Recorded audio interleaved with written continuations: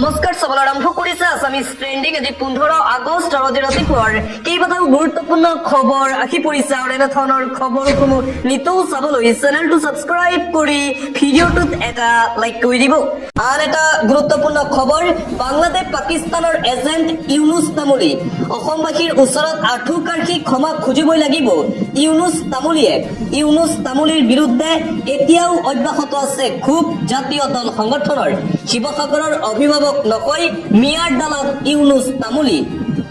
বাংলাদেশ আৰু পাকিস্তানৰ এজেণ্ট হৈছে ইউনুছ তামুলীৰ বিৰুদ্ধে সৰব জাতীয় দল সংগঠন।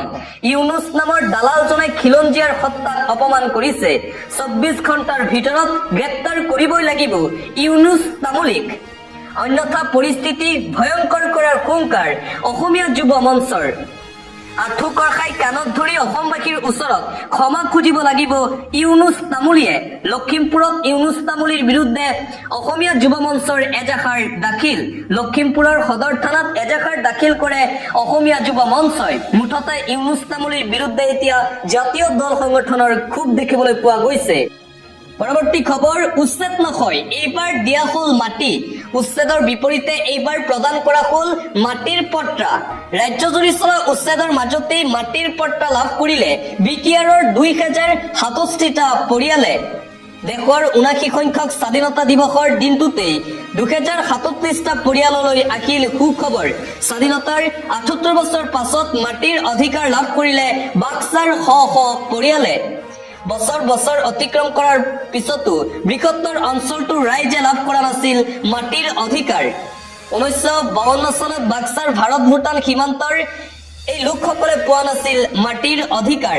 অৱশেষত বাক্সা জিলাৰ বাক্সা ৰাজহ চক্ৰৰ অন্তৰ্গত 2037টা পৰিয়ালে এবিঘাকৈ মাটিৰ পট্টা লাভ কৰিছে আৰু মাটিৰ পট্টা লাভ কৰাৰ পিছতে এতিয়া আনন্দ দেখিবলৈ পোৱা গৈছে সেই পৰিয়ালকেইটাৰ মাজত। পৰৱৰ্তী খবৰ, বিটিআৰলৈ শান্তি অনাত কোনো অৱদান নাই হাগ্ৰামা মহিলাৰীৰ। হাগ্ৰামা ঈশ্বৰৰ বৰ পোৱা মানুহ প্ৰমোদ বড়োৰ কটাক্ষ হাগ্ৰামা মহিলাৰী। বড়োভূমিলৈ শান্তি ঘূৰাই অনাত কোনো অৱদান নাই হাগ্ৰামা মহিলাৰীৰ। প্ৰধানমন্ত্ৰী নৰেন্দ্ৰ মোদী, গৃহমন্ত্ৰী অমিত শ্বাহ, মুখ্যমন্ত্ৰী হিমন্ত বিশ্ব শৰ্মাৰ প্ৰচেষ্টাতহে শান্তি ঘূৰি আহিছে বড়োলেণ্ডলৈ। সংগ্ৰামীসকলে শান্তি চুক্তি কৰি শান্তি ঘূৰাই আনিছে বড়োলেণ্ডলৈ। হাগ্ৰামা মহিলাৰীৰ কোনো ধৰণৰ অৱদান নাই। এতিয়া মোক তলৰ পৰা ওপৰলৈ চুলি এডাল কৰি প্ৰশ্ন সুধিব পাৰে। আগতে সাংবাদিকসকলে প্ৰশ্ন কৰিবলৈও ভয় কৰিছিল। কোকৰাঝাৰত সাংবাদিককো হত্যা কৰা হৈছিল। বড়োভূমিৰ প্ৰতিটো জনগোষ্ঠীৰ প্ৰচেষ্টাত এই অঞ্চললৈ শান্তি ঘূৰি আহিছে বুলি মন্তব্য প্ৰমোদ বড়োৰ। মই 1700 বিদ্যালয় পুনৰ নিৰ্মাণ কৰিছো, 1600 পথ মেৰামতি কৰিছো, 40টা সমষ্টিত 52টা দলং বনাইছো। ইপিনে প্ৰমোদ বড়োৱে 3 নম্বৰত থাকিব বুলি হাগ্ৰামা মহিলাৰীয়ে কৰা মন্তব্যকো উভতি ধৰিছে।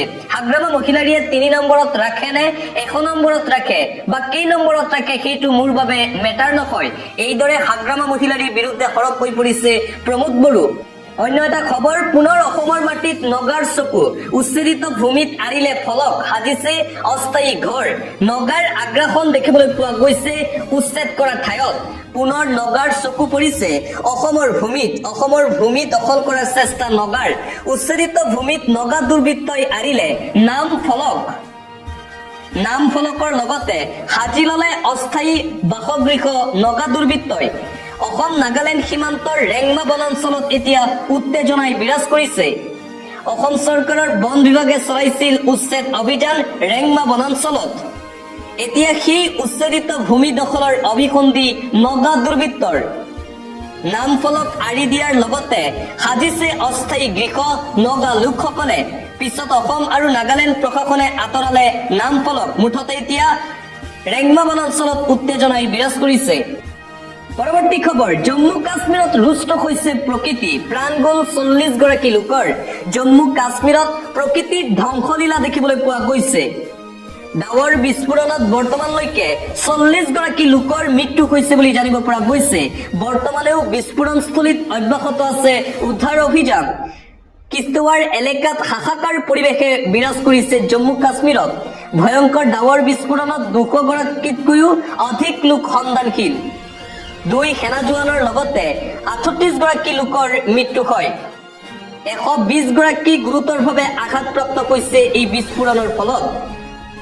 মচৈল মাতা মন্দিৰলৈ যোৱা ভক্ত হৈ পৰিছে আবদ্ধ শ শ লোকে সেই সময়ত যাত্ৰা কৰি আহিছিল মন্দিৰলৈ জম্মু কাশ্মীৰৰ কিস্তাৱাৰ জিলাত ভয়ংকৰ ৰূপত বৃদ্ধি পাইছে জলস্তৰ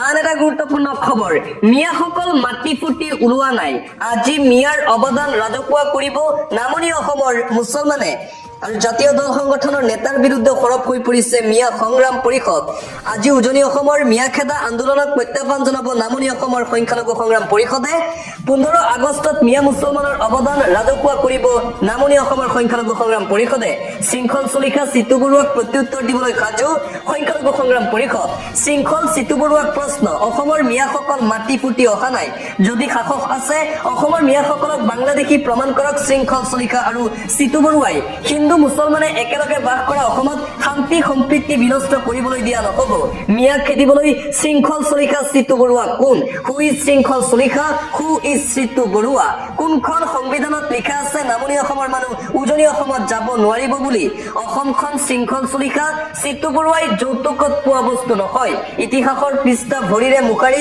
মিয়াখেদা আন্দোলন আৰম্ভ কৰিছে উজনিৰ দল সংগঠনে স্বাধীনতা আন্দোলনত মিয়াৰ অৱদান কি প্ৰমাণ দিব নামনি অসমৰ সংখ্যালঘু সংগ্ৰাম পৰিষদে ভাৰতৰ স্বাধীনতা আন্দোলনত মিয়াৰ অৱদানৰ কিতাপ শৃংখল চলিখা চিতু বৰুৱাক দিব নামনি অসমৰ মিয়া সংখ্যালঘু সংগ্ৰাম পৰিষদে মিয়া শব্দ ব্যৱহাৰ কৰি অসমৰ মানুহক তুচ্ছ তাচ্ছিল্য কৰা হৈছে আজি উজনি অসমৰ মিয়াখেদা আন্দোলনক প্ৰত্যাহ্বান জনাব নামনি অসমৰ সংখ্যালঘু সংগ্ৰাম পৰিষদে ডিমা হাছাও জিলাত 3000 বিঘা মাটি সিমেন্ট কোম্পানীক গতাব চৰকাৰে চৰকাৰৰ এই সিদ্ধান্তৰ বিৰুদ্ধে এতিয়া প্ৰতিবাদ ডিমা হাছাও 3000 বিঘা মাটি সিমেন্ট কোম্পানীক গতোৱাক লৈ হৰব কৃষক মুক্তি সংগ্ৰাম সমিতি ট্ৰাইবেল মানুহৰ মাটি পুঁজিপতি বনিয়াৰ হাতত তুলি দিয়া কাৰ্যসূচী বন্ধ কৰাৰ দাবী কৃষক মুক্তি সংগ্ৰাম সমিতিৰ নেতা আকাশ দলেৰ মুখ্যমন্ত্ৰী হিমন্ত বিশ্ব শৰ্মা আৰু বিজেপি চৰকাৰৰ বিৰুদ্ধে সৰব হৈ পৰিছে কৃষক মুক্তি সংগ্ৰাম সমিতিৰ নেতা আকাশ দলে